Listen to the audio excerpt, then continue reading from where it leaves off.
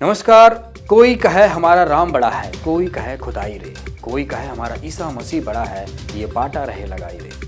कहते हैं सबका मालिक एक है, राम और रहीम एक ही हैं। राम, अल्लाह, गॉड, रब, भगवान आदि सब एक ही शक्ति के नाम हैं। फिर भी हिंदू कहते हैं हमारे राम बड़े हैं, मुसलमान कहते हैं अल्लाह बड़े हैं, ईसाई कहते हैं हमारे ईसा मसीह बड़े हैं, सिख कहते हैं कि रब बड़ा है। इस असमंजस के बीच जगत गुरु तत्वदर्शी संत रामपाल जी महाराज प्रमाणों के साथ सबसे बड़े पूर्ण परमात्मा की वास्तविक जानकारी अनमोल पुस्तकों के माध्यम से ज्ञान गंगा और जीने की राह के माध्यम से असली और एकमात्र सबसे बड़े भगवान की जानकारी लोगों तक पहुंचा रहे हैं। इसी खबर से संबंधित देखिए हमारी रिपोर्ट। वर्तमान में महान तत्वदर्शी संत रामपाल जी महाराज द्वारा चलाए जा रहे वास्तविक कबीर पंथ का उद्देश्य पूरे विश्व का कल्याण करना है।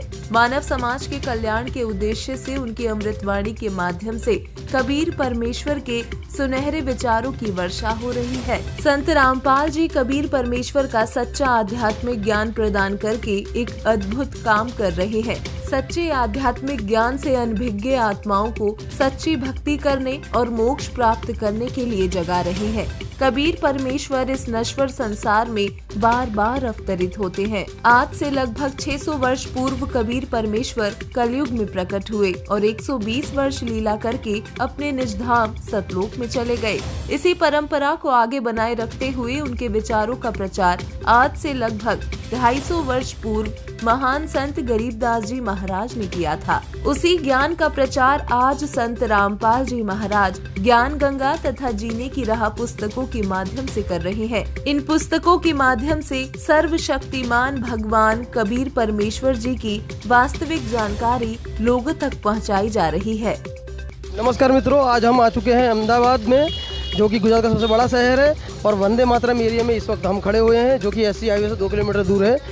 दोस्तों, आध्यात्मिक क्षेत्र में आज इतनी भूल भुलैया हैं। कोई मुसलमान है, कोई हिंदू है, सिख, बौद्ध धर्म, कुछ पता ही नहीं चलता है कि मतलब कौन सा धर्म अपनाएं, कौन सा धर्म सही है। इसमें काफ़ी कन्फ्यूज़न रहती है। और आपको जैसा पता है कि आध्यात्मिक क्षेत्र में हम आपके लिए ऐसी जागृति लाते हैं, ऐसा सच बताते हैं जिससे आपको प्रॉपर वे मिल सके आध्यात्मिक क्षेत्र में। तो देखिए, आज एक बार फिर जगह जगह पर हमें इनके जो ये सब लोग जो आपको दिख रहे हैं पीछे, ये लोग किसी पुस्तक का प्रचार कर रहे हैं, और हम जानेंगे कि इन पुस्तकों में ऐसा क्या खास है कि ये लोग इतना प्रचार कर रहे हैं और इनको क्या मिलता है। थोड़ी डिटेल में जानेंगे हम। नमस्ते सर। जी सर साहब। हमने देखा है कि आपके जो इस तरह की जो पुस्तक प्रचार सेवा है, वो जगह जगह पर आप संडे टू संडे करते हो, काफ़ी जगह देख रखा है। तो ये आप किस लिए करते हैं? जी, ये हमारा गुरु जी का ज्ञान है जो हम प्रचार करते हैं हर संडे को, और इसमें जितनी भी हमारी भक्त आत्मा हैं, जो भी हमारा मतलब जो ग्रुप है भक्तों का, वो आके यहाँ पे सेवा करते हैं। ये पुस्तकें तो समाज में बहुत सारी हैं, पुस्तकें तो अपार हैं। इतने बड़े बड़े पुस्तक स्टॉल जो हैं, ठीक है ना, वहाँ पुराण भी मिल जाते हैं हमें, कुरान, बाइबल, गीता सब कुछ मिल जाता है। आपकी ये पुस्तक में ऐसा क्या खास है कि लोग इन्हें लें और उनको क्या फ़ायदा होगा इससे? जी, जैसे कि हम लोग आए दिन सुनते हैं कि सबका भगवान एक है। यही अपने क्रिश्चियन भी बोलते हैं, मुसलमान भी बोलते हैं और हिंदू भी बोलते हैं। बट सर मतलब कंफ्यूज हैं कि जो एक भगवान है वो कौन है। जैसे कि हिंदुओं में अगर पूछेंगे कि कौन भगवान है, तो वो बोलेंगे कि ब्रह्मा विष्णु महेश है, फिर वो बोलेंगे कि एक भगवान है। सेम है मतलब जो क्रिश्चियन है, उनसे पूछेंगे कि गॉड कितने हैं, तो वो एक बताएंगे। फिर अगर हम लोग मुसलमानों से पूछ रहे हैं, मुसलमान भाइयों से कि कौन अल्लाह है, तो वो कहेंगे कि एक ही अल्लाह है। और उन सब से पूछेंगे कि गॉड मतलब कैसा है और कैसा दिखता है, तो सब कहेंगे कि गॉड इज़ फॉर्मलेस। बट जब हम लोग अपनी बाइबल देखें या अपने कुरान देखें, अपने गीता देखें या अपने वेद देखें, सब में ये लिखा हुआ है कि भगवान ने सृष्टि रची 6 दिन में और 7वें दिन जाके तख्त पे बैठ गया। अब अगर वो बैठा है तो मतलब उनका कोई तो आकार होगा, तो हम लोग निराकार क्यों बोल रहे हैं? और बाइबल में लिखा है कि भगवान ने मनुष्य को अपना ही स्वरूप दिया है, मतलब वो भी साकार हुआ, उसका भी एक आकार है, वो निराकार नहीं है। तो वो एक भगवान कौन है? मतलब अपनी गीता में किसकी बात की है कि किसकी पूजा करनी है? गीता कोई आज तक समझ नहीं पाया है।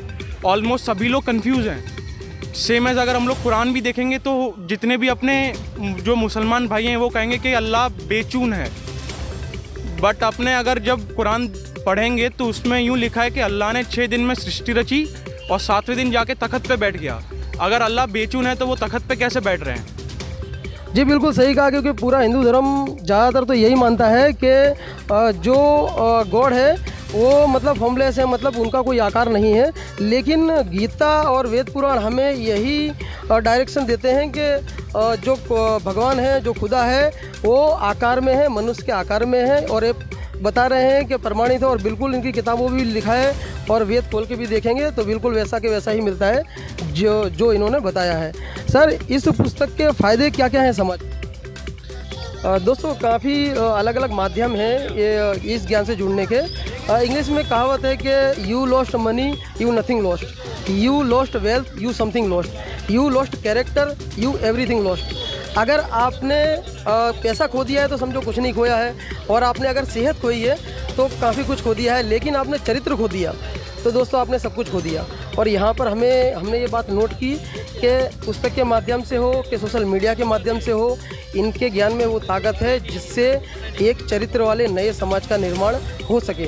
तो दोस्तों, हमें इनसे मिलकर बहुत ही खुशी हुई, बहुत कुछ जानने को मिला। आध्यात्मिक जगत के बारे में जागृति समाज को आज बहुत ज़्यादा ज़रूरी है, क्योंकि समाज आज का बहुत भ्रमित है। कुछ ऐसे ही पॉइंट्स और कुछ ऐसी ही बातें रोचक और जागृति लाने वाली समाज में हम लाते रहेंगे और दोबारा मिलेंगे। तब तक के लिए धन्यवाद। एक परमपिता परमात्मा की हम सभी संतानों को आज धर्म रूपी दीवार ने विभाजित कर दिया है। ऐसे में संत रामपाल जी महाराज जी द्वारा संपूर्ण विश्व को पुनः एक करने का अथक प्रयास किया जा रहा है। उनके अद्वितीय तत्व ज्ञान से आज समाज में फिर से आपसी भाईचारा और सामाजिक एकता कायम हो रही है। आज की रिपोर्ट में बस इतना ही। धन्यवाद।